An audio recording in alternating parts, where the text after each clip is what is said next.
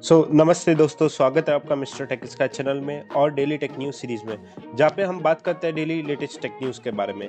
और इस सीरीज़ को स्टार्ट करने से पहले अगर अभी तक आपने चैनल को सब्सक्राइब नहीं करा है तो प्लीज़ सब्सक्राइब करिए एंड वीडियो को लाइक कमेंट में ज़रूर बताइएगा कि आपको इस सीरीज़ कैसी लगती है।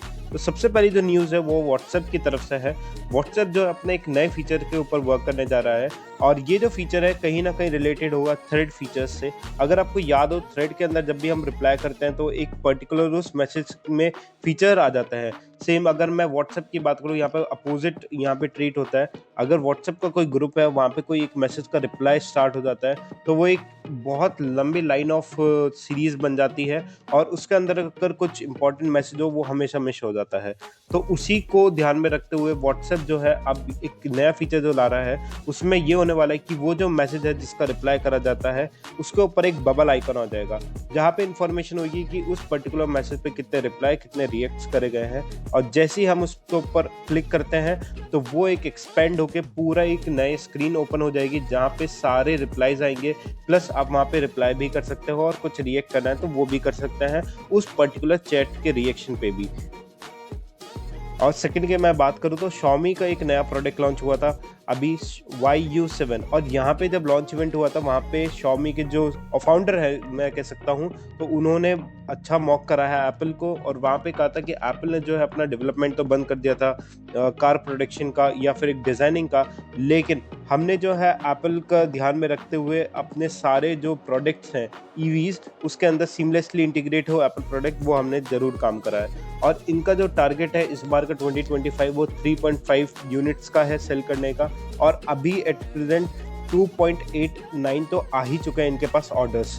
तो ये एक बहुत अच्छी जंप है। प्लस इन्होंने थोड़ी बात करी थी अपने होम कंट्री की कि यहाँ पे कितना अच्छा इनका जो एक प्रोसेस है, फिर वो चाहे प्रोडक्शन का हो, मैन्युफैक्चरिंग का हो या फिर रॉ मटेरियल का हो, और इनकी पॉलिसीज़ के ऊपर इन्होंने बात करी थी।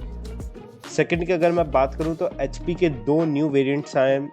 सबसे पहला अगर मैं बात करूं HP OmniBook 3 एंड OmniBook 5 की, तो OmniBook 3 के अंदर 2 मॉडल आने वाले हैं, 14 इंच एंड 15 इंच, और ये Ryzen जो प्रोसेसर के ऊपर होगा। और वहीं अगर मैं 5 की बात करूं वो 14 इंच में ही आएगा प्लस स्नैपड्रैगन का प्रोसेसर के साथ। और इसके अगर प्राइस रेंज की बात करूं तो 5 जो होने वाला है अराउंड 76,000 और 3 जो होगा वो 2 वेरिएंट 14 इंच एंड 15 इंच, तो अप्रॉक्सीमेटली 70,000 के आसपास ये होने वाला है। और ये जो है एट प्रेजेंट HP की website plus third party vendors से भी आप परचेज कर सकते हो, फिर वो चाहे अमेजोन हो, फ्लिपकार्ट हो, क्रोमा हो या फिर अदर जो भी वेबसाइट्स होते हैं।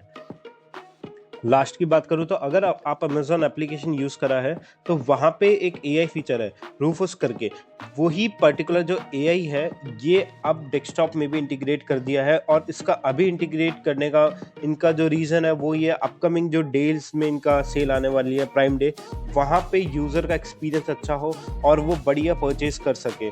तो ये फीचर जो है अभी एनरोल हो चुका है डेस्कटॉप में भी, तो जाके ज़रूर ट्राई करिएगा। और बेसिकली अगर आपको नहीं पता हो ये AI किस काम आता है, तो कोई भी प्रोडक्ट की हिस्ट्री जानने के लिए कि उसका प्राइस ट्रैक कर सकते हो आप, प्लस उसके अंदर और स्पेसिफिकेशन जानना है तो वो AI हेल्प करता है उस पर्टिकुलर प्रोडक्ट को परचेज करने में। तो ये सारी चीज़ें जो है वो रूफस AI का काम है।